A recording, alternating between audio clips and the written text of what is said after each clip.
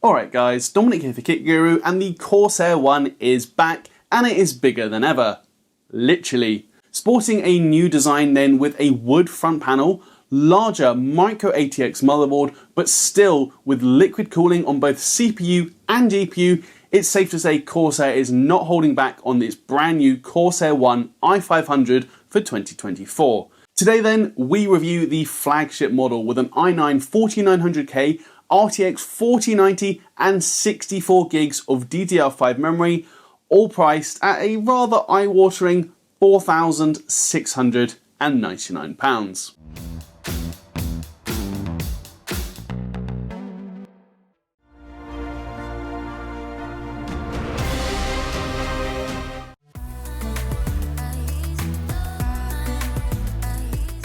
We're going to dive straight into it then with a tour around the system, starting with the exterior and the front panels. So Corsair is offering the brand new one with a choice of two colours. I have the wood dark option with a walnut front panel and dark aluminium panels, but there is also a wood light option too.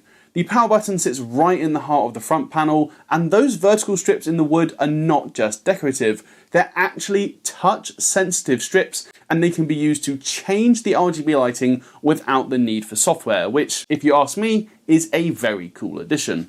Both sides of the One are covered with these grey fabric filters, which I personally feel complements the aesthetic very well. These are magnetic and can simply be lifted away to reveal the perforated aluminium panels beneath. Then round the back we find a very healthy selection of ports and connectors with a ton of USB options and the graphics card video outputs as well. It's also worth pointing out that the Corsair One has got quite a bit larger than when we last saw it. The One i500 that I'm looking at here, for instance, has dimensions of 391 by 185 by 300 millimeters, whereas the Corsair One i300 that I looked at 2 years ago has a very similar height and width, but is only 200 millimeters deep. By my calculations then, the new Corsair One i500 has a volume of 21.7 litres compared to just 12 litres for the i300. Safe to say it is still a compact machine, but the i500 definitely looks a bit more like a regular PC, whereas the i300 wasn't a whole lot bigger than a console. Moving on though to accessing the internals of the machine, this is a three-part job. First of all, just remove the left-hand side fabric filter along with the two screws at the top of the aluminium panel, and then the panel will pop out, revealing 3 intake fans which blow air into the chassis. 2 more screws can then be removed and the top fan bracket swings open as it is on a hinge. This then gives us access to the CPU, memory and M.2 SSD area, but 4 more screws can also be removed from the bottom bracket, and that is also removable, opening up the lower half of the case and giving access to the PSU and GPU. The first thing that you'll probably notice is that the internal layout is very different compared to previous Corsair Ones, with everything housed in the same area of the chassis, unlike previous models which were dual chamber in design with the CPU and GPU on separate sides of the system. As for the hardware itself though, Corsair has opted for the i9 4900K CPU, a Raptor Lake refresh part offering 8 P cores and 16 E cores. That's paired with no less than 64 gigs of DDR5 memory running at 6000 mega transfers per second and a CAS latency of 30, so nice and tight timings. The motherboard though is where things get interesting, as it's now actually a micro-ATX board instead of the ITX boards that were found on previous versions of the Corsair One. Specifically, Corsair is using the MSI Mag B760M Mortar Wi-Fi. Now, I've not used this board before, but it does have a serious looking amount of VRM cooling and the I/O is plentiful, so from that perspective, I can't complain. I did ask Corsair though why they went for a B760 chipset instead of Z790, particularly at this price point, and they just told me that they were looking for a Z790 option specifically with support for Gen 5 SSDs, but there just weren't any available. Now, I can only assume that they meant there weren't any available from MSI, as it does appear that Corsair has some kind of partnership with MSI to make motherboards for the Corsair One, or rather for Corsair to use MSI motherboards inside the Corsair One, and MSI doesn't make any micro-ATX Z790 boards. Like I said, it's not a huge problem. I was mainly just thinking of the fact that being B760, it can only support M.2 SSDs up to Gen 4 speed and not Gen 5, which at this price point is a shame, but it's not the end of the world. It's also worth noting that the One uses a custom BIOS for the B760M Mortar Wi-Fi, so users would need to get future revisions from the Corsair website and not from MSI, as the fan curves and power limits have been specifically tuned to the i500. I took a quick look in the BIOS myself and everything looks fine. Most settings were left on auto, but XMP was enabled, as was resizable bar, with the fan curve left on default, as you can see here. As for storage, this comes in the form of a single 2TB Samsung PM9A1, though Corsair did mention users could also get an MP600 drive, depending on pricing and stock levels. Now, the PM9A1 is a solid enough Gen 4 drive. It's basically the OEM equivalent of the 980 Pro, but I can't help but feel 2TB at this price point is definitely a bit stingy. Corsair have been smart, however, as they installed this drive in the bottom of the two M.2 slots, leaving the top slot free, which is the one underneath the integrated heatsink on the motherboard, so it is very easy to access that and install a new SSD if you want to upgrade down the line. As for the graphics then, this is the RTX 4090, and specifically it is actually the Palette Omni Black version, but here that basically just means it's a reference PCB, as Corsair is of course using its custom all-in-one liquid cooler to contact both the memory and the GPU die with a 240mm radiator in the roof of the system. Upon further inspection, however, I noticed that there's actually no heatsinks or any kind of cooling for the VRMs. Those MOSFETs are just left completely untouched and appear to rely purely on system airflow to keep themselves cool. Now, unfortunately, I don't have the required thermocouples to be able to accurately measure the temperature of these MOSFETs under load, but I did want to point this out as it does seem a bit odd to me to use the world's most power-hungry GPU, or at least the most power-hungry gaming GPU in the 4090, and not even add some copper heatsinks onto those MOSFETs.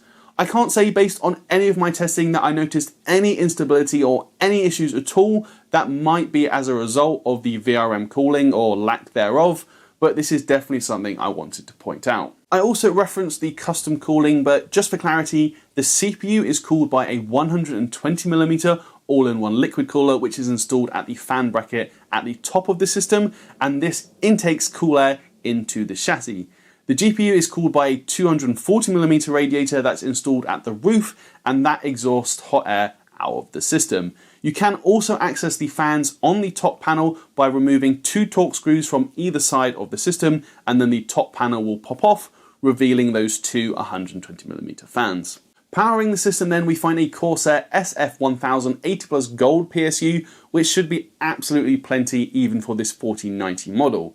You can also access the right-hand panel of the system, which reveals the back of the motherboard tray and some cabling, though there is also a spare 2.5-inch SSD or HDD caddy if you want to install some extra storage, with the SATA and power cables routed just underneath. Finally then, it is also worth mentioning that Corsair isn't actually using iCUE to control the various system parameters of the Corsair One.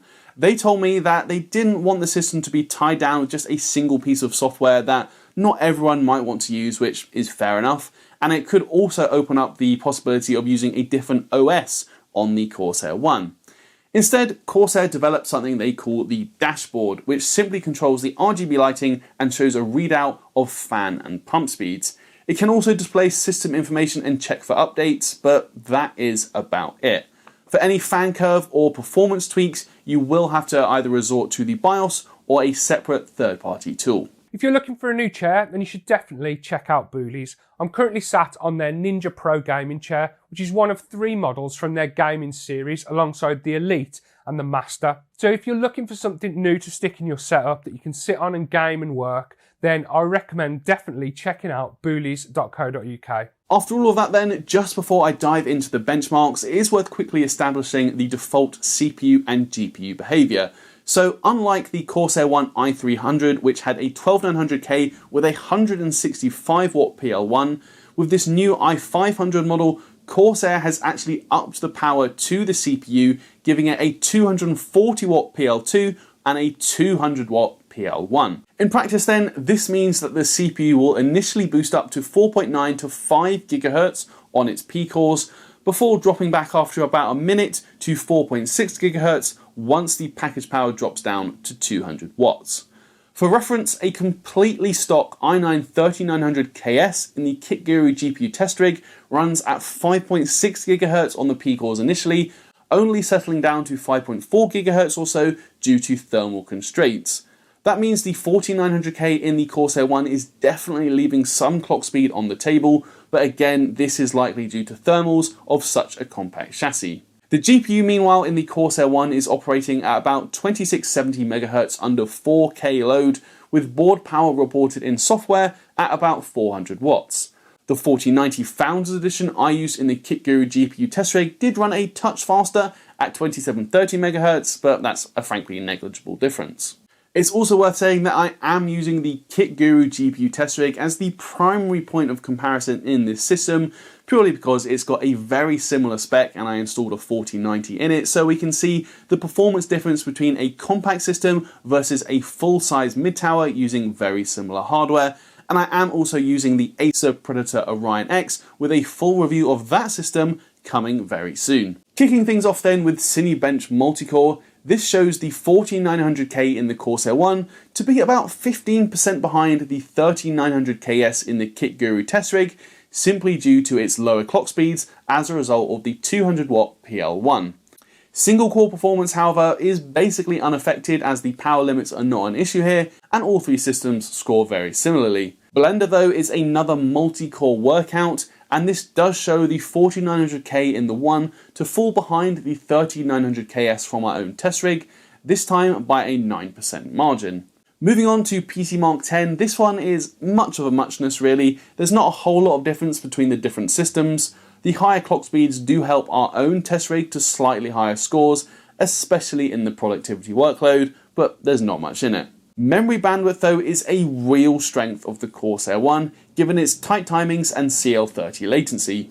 It delivers about 95,000 megabytes per second reads and 88,000 megabytes per second writes. GPU performance from the RTX 4090 in the Corsair One is right where we'd expect as well, hitting over 36,000 points in TimeSpy. That does mean it's slightly behind the 4090 Founders Edition we used in our test system, but only just. Lastly then, as for the 2TB Samsung PM9A1, this delivers pretty much what we'd expected in terms of read and write speeds, hitting 6,700 megabytes per second reads and 4,900 megabytes per second writes.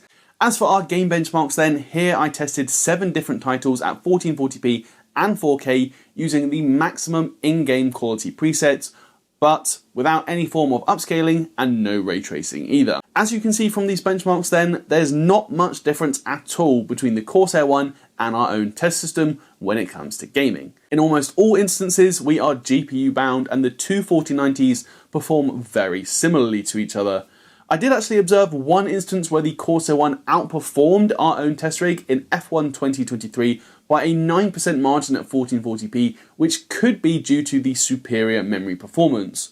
Overall though, the One performs exactly as you'd expect for gaming, so it's honestly nothing less than a beast, considering it is packing in a 4900K and a 4090, so in my view, it would be perfect for something like a 4K 240Hz QD OLED monitor.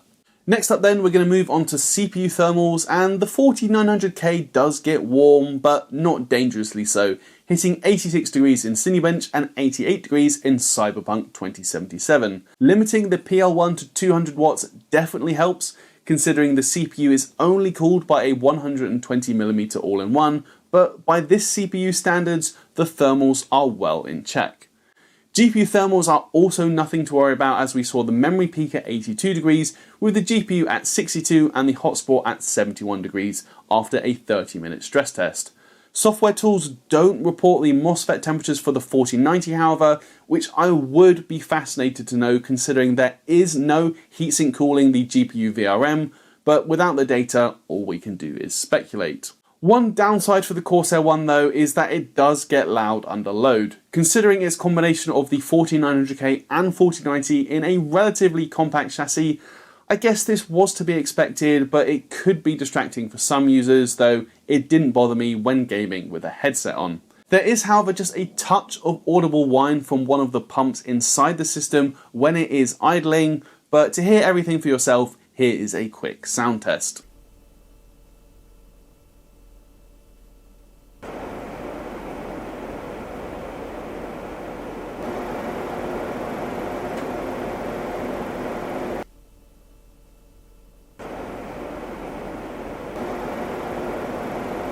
Lastly though, total system power draw is nothing to worry about. When gaming we saw almost 670 watts in Cyberpunk at 4K, but even that is still well below the 1000 watt capacity of the power supply, ensuring good levels of efficiency. So that brings us to the end of this Corsair One i500 review, and as always, there is plenty to say. Starting with the positives though, no doubt about it, this is an incredibly potent 4K gaming machine, as you'd expect considering the combination of the 4900K and 4090 GPU. In fact, in my testing, I found the frame rates were basically identical to our own KitGuru GPU test rig, which has a 3900KS and a 4090 Founders Edition, so even with the Corsair One being a much smaller system, you are not compromising on your frame rates. For most people then, that will be all they need to hear, and while I generally have been impressed by this system, I do just have a few relatively minor criticisms. The first is the storage. For me, 2TB at this price point is just way too stingy, and I think it needs to be 4TB at minimum. The second point is that the system can get loud under load, but again, I do think that maybe is to be expected considering the compact nature of the chassis and the high-end hardware inside. The third point, however, is one that's a bit more tricky for me to discuss, as it's about the lack of VRM cooling on the GPU. As I said, I do not have the necessary hardware to accurately measure the temperature of these MOSFETs, so I can't really say whether this is an actual problem for the Corsair One, and certainly nothing in my testing seemed to indicate that there was anything wrong with the system. All I would say is that it does seem very odd to me to install the 4090 and not put any kind of cooling on the VRMs, but without data, that's about all I can say. So if maybe you know anything about this, do let me know your comments down in the description. Overall though, if you are in the market for a brand new high-end gaming rig and you like the look of this new Corsair One, I have to say, I really like the aesthetic, then I have no doubt you will be happy with this machine. Of course, however, you do have to pay a pretty penny, as this model that I reviewed here retails for £4,699.99 here in the UK. Just doing some basic calculations over on PC Part Picker, I spec'd up a broadly equivalent system for about £3,200, so as always, you are paying a hefty premium for the Corsair One over a DIY system. Obviously then, only you can justify how much you are willing to spend on a new gaming PC, but giving my personal opinion, and feel free to disagree with me in the comments, but I can't help but feel that this new Corsair One doesn't quite justify its price as well as previous models of the Corsair One did. For me, the allure of the Corsair One was always having high-end hardware in a very compact chassis, but I just feel this new Corsair One i500 has lost some of its magic and some of its appeal as it is so much bigger, being now a 21.7 litre volume compared to just the 12 litre volume of the Corsair One from just 2 years ago. Maybe that is just me though, and if you are happy to pay the price, like I said, I have no doubts you will be very happy with the Corsair One i500. It's just, for me personally, it doesn't captivate in quite the same way as previous models of the Corsair One, just due to how much bigger it is. Anyway guys, that is going to do it for this review. If you liked it, please do toss me a thumbs up, and as always, let me know your thoughts down in the comments below. Please do subscribe if you haven't already, and ding that notification bell so you don't miss when we upload a new video. And if you want to come chat with us over on our Discord server, you can find a link for that down in the description below. While you're there, you'll also find links to our merch store where you can help us out by picking up a new tee, and if you're feeling particularly generous, you can even consider backing us on Patreon. That's it for this one though guys, I'm Dominic for KitGuru, and I'll see you in the next video.